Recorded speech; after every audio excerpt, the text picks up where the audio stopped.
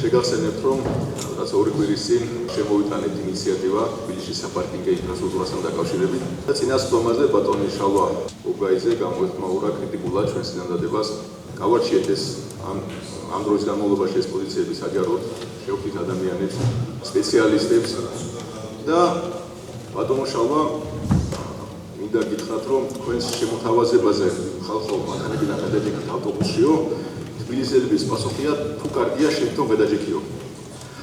ხო და სინამდვილეში მართლა რომ ჰქონდეს მორალური უფლება რომ ადამიანებს ესეთი რჩევა მივცეთ, ეს შეიძლება მოხდეს იმის შემდეგ, როდესაც მე დავინახავ, რომ საკრებულოს დომებზე ან პარლამენტის დომებზე